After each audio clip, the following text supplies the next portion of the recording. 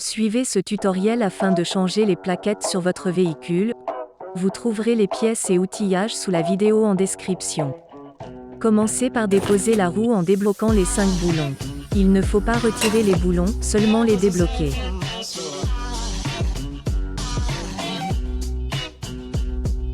Soulevez votre véhicule jusqu'à ce que la roue ne touche plus le sol à l'aide d'un cric.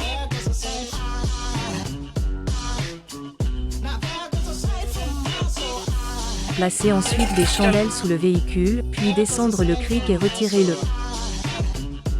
Retirez complètement les boulons, puis déposez la roue. Si elle est grippée, frappez-la sur le pneu pour la déloger.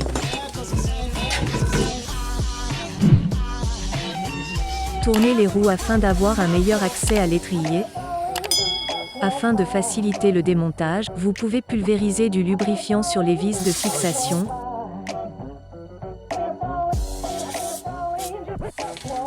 Procédez ensuite à la dépose de l'étrier.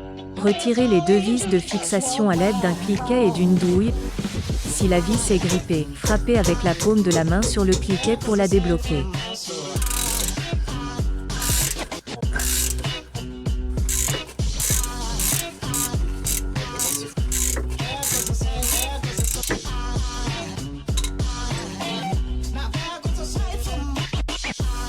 Vous pouvez désormais retirer l'étrier.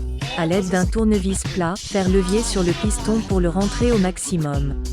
Cela permettra de dégager plus aisément l'étrier.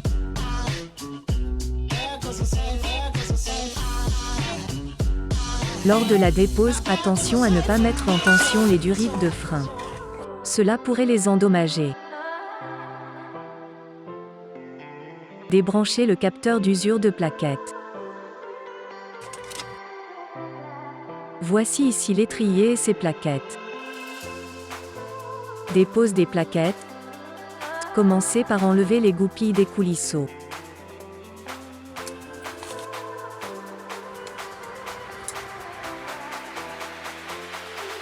Poussez ensuite les coulisseaux avec une tige métallique et éventuellement un marteau.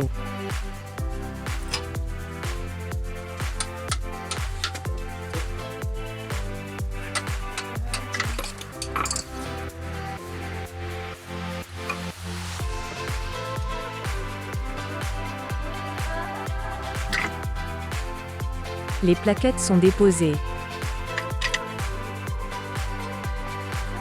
Vous pouvez les comparer avec les plaquettes neuves, dimension, épaisseur. L'utilisation d'un repousse-piston est vivement recommandée. Il permet de monter les nouvelles plaquettes plus épaisses en repoussant le piston de l'étrier. Avant de repousser le piston, ouvrir le bouchon du liquide de frein.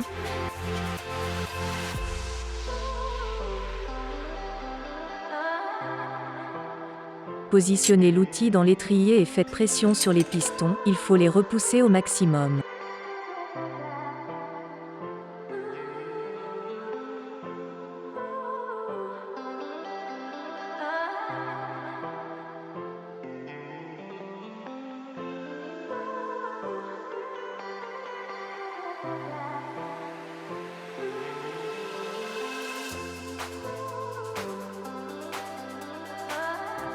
Certains étriers sont équipés de plusieurs pistons. Vous pouvez utiliser une ancienne plaquette pour faire pression sur les 2 pistons en même temps. Si le piston est toujours grippé, une 3e solution existe. Ouvrir la vis de purge de l'étrier et pousser en même temps le piston. Il sera cependant nécessaire d'effectuer une purge du circuit de frein. Vous pouvez consulter notre vidéo suivante. Si votre étrier est toujours grippé, il faudra remplacer les étriers ou acheter un kit de réfection. Une fois le piston repoussé, positionnez les nouvelles plaquettes dans l'étrier. Pensez à reposer les ressorts d'étrier de frein.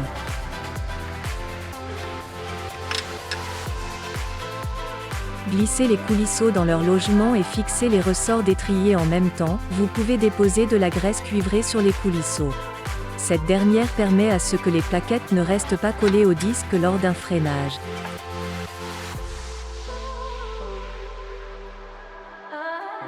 Attention, sur cette vidéo, les ressorts sont actuellement du mauvais sens.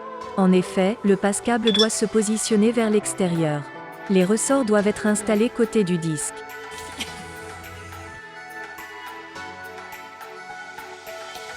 Si nécessaire, tournez légèrement les coulisseaux afin que les goupilles ne frottent pas contre le caoutchouc du piston. Les plaquettes sont désormais montées sur l'étrier. Pour cette vidéo, nous avons ainsi changé le sens des ressorts après le montage des plaquettes. Voici une reconstitution du montage correct. L'avantage sur ce véhicule est de pouvoir les changer sans démonter complètement l'étrier.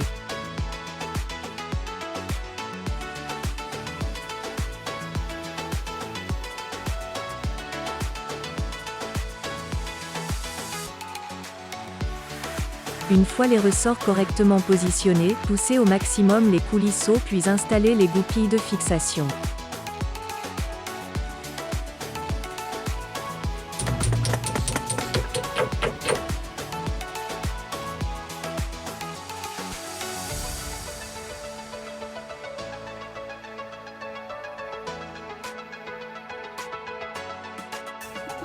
Vous pouvez fixer l'étrier au disque et procéder aux étapes inverses pour le montage, visser les deux vis de l'étrier à l'aide d'un cliquet. Vous pouvez déposer du frein filet pour les deux vis de l'étrier pour plus de sécurité.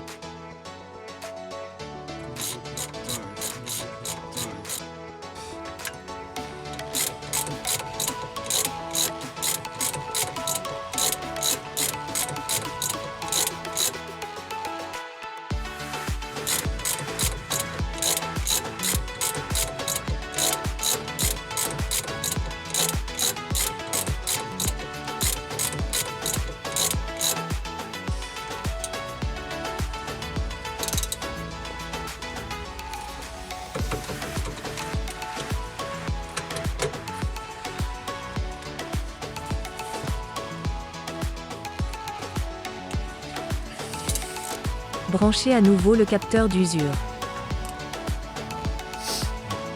N'oubliez pas de refermer le bouchon du liquide de frein.